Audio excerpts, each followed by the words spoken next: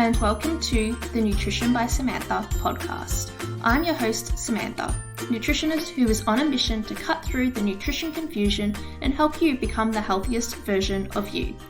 In this podcast, you'll find expert advice on all things binge and emotional eating, sustainable fat loss, sports nutrition, and all things in between. I hope you leave each episode inspired and empowered to make smarter eating choices. Now, let's get into the episode. Of course, as soon as I start recording, Ava starts snoring with her eyes wide open right behind me. But that's okay. It's just a little background noise. Hello and welcome back to the second last episode of 2022. What the actual heck? This year's just gone by so fast I can't even deal. It's just been crazy, but that's okay. We are ready for 2023. Well, getting ready anyway. I hope you've all had a fabulous week. Guess what? I finally freaking stood up on my new surfboard. I finally stood up. It was for half a second, but I stood up. I was so happy. I was like, yes, because right before I was about to leave, I could just feel that I was getting so close to standing, as in leave the beach. I could feel I was getting so close to standing, and I had a consultation to get to, and I'm like, oh my God, just one more wave, Sam. I know this last wave, you will get it. And I did it. I stood up. I fell straight back down, but I still got up on both feet. Oh, finally, it's paid off. How long has it been? Like it's been 6 months, probably 4 months, but that's okay. We get there at the end. Practice makes perfect. I hope you've all had a great week. I've got my shopping all sorted now for the week. I've just got to put a photo in a photo frame for my dad and wrap that up. And then I've got Christmas Eve at my house. So for food for Christmas Eve, we're doing a barbie. So we're going to do chicken and beef burgers. And everyone that's coming, which is just my immediate family, will make something and bring it. So my sister is going to make a Greek salad. She'll bring that. My mum is going to make a fried rice and she'll bring the prawns and she'll probably bring more things. Knowing her, she'll probably bring custard and pudding and all that fun stuff as well. And my little sister is making rum balls for dessert. And yeah, so we'll put the chicken and the beef on the barbie. I think we've got some chicken sausages as well we'll put on as well, and then just have all of that with the side. So if I was to plan out that meal and make it a balanced meal, I would go for the salad my sister's bringing. I would do a quarter of my plate prawns or some chicken or chicken sausages because I don't eat red meat. And then the other quarter I would probably do, I'm making roast potatoes. And yeah, so I will do the roast potatoes and maybe a little bit of rice as well. So that would be my balanced plate. For drinks, I want to get some champagne. So fancy. I had tried this new champagne on the weekend. Oh, Ava. I tried a new, champagne on the weekend and it was actually so nice. And I think it was about $40 a bottle, so it wasn't too bad. So I'm going to get that one. And I'll have some champers on Christmas Eve. And then dessert, I'll obviously try my sister's rum balls because apparently they're really good. Probably have some pudding, custard, and some fruit. I'll get some fruit to chop up beforehand to have afterwards as well. So that'll be my Christmas Eve. And then Christmas Day, so Christmas lunch is at my mother-in-law's house. We are doing, I think she's doing like, usual meats, veg, potatoes. I think that's what most people do, hey, whether it's a barbecue or like 3 types of meats or some sort of roast, something like that. So we're doing that for Christmas lunch. My husband, oh my God, get this, he is driving to the other side of town to pick up a Christmas tart that he purchased. So I think he's gone all the way to like the eastern suburbs from Torquay to pick up this tart that he's going to take as a dessert option, which is so funny. But he's a very big advocate for dessert, as you could tell by driving so far. I think it's like an hour and a half to get this tart. Ridiculous. Anyway. So I think I'll have to have some of that as well. And then Christmas dinner is at my mum's house with my extended family on my dad's side. And yeah, so that'll just be, I think, a bit of finger food sort of thing. Because everyone's usually not that hungry by dinner time. So just end up snacking on those little things for dinner. So that'll be my Christmas. I hope you've all gone into Christmas with a plan of what you're going to eat. Just make sure it is healthy and well balanced. You don't have to gorge on everything that you see. You can definitely have your dessert and enjoy everything you have, but you don't need to overeat or eat too much. Still try to be conscious of how much you're having. And opt for the lighter calorie drinks. Makes it a lot easier to stick with. So my nutrition tip recommendation for this week is actually so timely, and it's like the perfect week for this recommendation because it's going to be warm finally in Victoria. So if you don't have BCAAs, this is not a recommendation for you. It's just a fun sort of slushy recommendation that would taste really good on those really hot days to help keep you hydrated. So it's like BCAAs or branched chain amino acids that you can purchase from a sports store, like a sports nutrition store. You can get so many different flavors, and then you just mix it with like ice and water, and it can turn into like a bit of a slushy, like blend it all together. It makes a really yum slushy. If you don't have BCAAs, you don't need it, to be honest. You can also use Diet Right cordial, because I'm sure I'll use that as well at some point. Some Diet Right cordial, blend it all together, make a really yum slushy that has no calories in it, which is the most important part of this recommendation, is to have a slushy without the calories and still be really sweet. So that's my recommendation with these warmer weather coming up. You could even put them into like icy pole sticks or and put them in the freezer. So if you blend it all up and then put it in the freezer, it'd be a nice icy pole. It's another idea. In this episode, I am talking about my pits and peaks of 2022, and it's more so what my pits were and how I made them my peaks for the year, and also the lessons you can take away from it as well. So this is a bit of a vulnerable episode, so bear with me as I probably will stutter over my words as I'm talking about them. So my first pit of 2022 was that my mental health probably wasn't the best, or I shouldn't say probably, it definitely wasn't the best this year. So I had a fair few months in the year where I just completely switched off mentally. I was probably in the worst state mentally, and I was really struggling with keeping my mood, I guess, up, and it was affecting work. It was affecting my nutrition as well, and so my nutrition really suffered because my mental health wasn't in the best state. So I was skipping meals. I just wasn't eating enough food, and then I would snack on really crappy foods, and it was really frustrating for me because I would still get into my consultations and talk about what my clients need to improve on, or how my tips can help them, and at the same time I was struggling with that exact same thing too. And so that was really hard, and it did give me a bit of an insight into people who really struggle with their mental health and how to help them improve their nutrition, because it can be really hard to eat really well or try to eat well when you're not in the best headspace, because at that time I really didn't care about my nutrition at all. Like, that wasn't even my priority. Like, eating well was just not even on my radar. I was just more so trying to get through every day.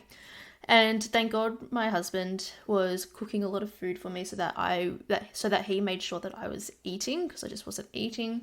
And he was making all my dinners for me, my lunches as well.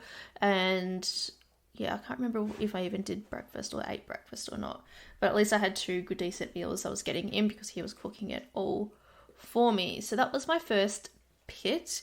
And by the end of the year, so around about now, my nutrition is so good right now. I really feel like I've got such a good routine. I'm eating so consistently.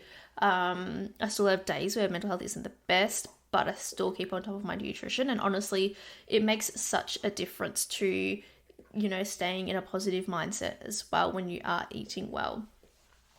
So my lesson, I suppose, for you guys would be to make sure that when you are struggling with mental health, that you still have the basics on hand to eat. So whether that is just like a roast chicken and a salad and just putting that together so it's so much easier. I gave a lot of tips in my episode 16 on how to eat well when you have poor mental health. I think that's really beneficial, and that's where I got most of my ideas from for that episode, from what I found was helping me during that time.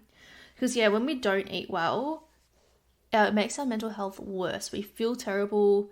I suppose there's so many different reasons why it affects your mental health as well. So if we aren't eating well, it affects our gut and our gut microbiome as well. So if our microbiome isn't the best, it's also going to affect our mental health as well, because our gut and our brain are connected. So this is why sometimes when people start eating better, they start feeling better as well, as in their mental health starts to improve. And this is because they've got that gut diversity back with variety of vegetables, fruits, nuts, legumes, all that stuff that makes part of a healthy, well-balanced diet. It then, improves your gut microbiome, and then therefore improves your mental health as well. I remember I had a client tell me once that she feels better seeing me every day than she did seeing her psychologist. And the only reason for that was because she was just eating a lot better. So it wasn't particularly me that was doing it. It was because her diet was improving that she was starting to feel a lot better. And it just shows that your diet is so important. I mean, I remember when I've seen a psychologist before and they tell you, they ask you, what your diet and lifestyle is like. And I remember the psychologist was like, I know this is a silly question because you're a nutritionist, but what's your diet like? And it's fair enough that she asked, because at the time my diet was really good. But if she had asked me, 6 months later, I wouldn't have said it was good at all. And it does just play a huge effect. So it's so important to stay on top of your nutrition. And even if you can't do anything, you can get pre-made meals delivered, so at least you don't have to do anything, and it makes life so much easier if you get some meals delivered to your door that you can just heat up and eat, and that way you can still remain somewhat on top of your nutrition when you are struggling. My second pit was I lost my exercise routine. This was around the same time as when I was struggling with my nutrition. But yeah, I lost my exercise routine because I decided to leave the gym I was at and train from home, except I had no discipline or accountability to train from home, so I wasn't doing it. And this was for about 4 or 5 months. I was trying to do it on my own and it just wasn't happening. And I was just really disappointed in myself because it is important to me, but I wasn't doing it. And I wasn't making it a priority for myself as well, even though it was so important to me. And I think it is because training in the garage is so hard, especially when you also work from home. So I spend all day at home and then I have to go to the garage and do a workout. And I tried so many times to do it, and I just sit in there and play with my dog, or just I'll go back and do some work and go back to the office and work then. And it just wasn't happening, and I wasn't being consistent, and it was just really annoying me. So I made it into my peak and I joined a gym, which I've mentioned before a few weeks ago, and I'm enjoying it so much, like the most I've ever enjoyed going to the gym, which is weird. I did really enjoy when I went to CrossFit as well, but I really am enjoying going. So since I did my bikini comp in 2017, where I just trained so much, spent so much time in a gym, it's been really hard since 2017 to even enjoy doing any sort of weight training. Because I suppose when I was doing my bikini comp, it was just such a long time in the gym. I just had to do it. It wasn't enjoyable for me anymore because it was such a chore now. And now this year, since joining this gym I think it was last month I joined, and now it's just, I enjoy it. I like going. I know what my goals are there. My goals are literally to just build muscle and maintain strength and maintain bone density. That is actually something that I focus on so much when I'm going to the gym, and when I can't be bothered doing it, or I don't want to go up in weight, I just think, Sam, you're going to be a brittle old lady one day. You need to do your weight training because you're going to have no bone mass left and break all your bones. That's literally what I think. I know it sounds really dramatic, but it's true. I can just so see it happening. So I need to go to the gym and keep my bones stronger. That's what I think about. And I just enjoy going now. And I like being away from work for 1 hour to just do my weight training. I'm not even there for an hour. It's just under an hour. So it doesn't take much time out of my day at all.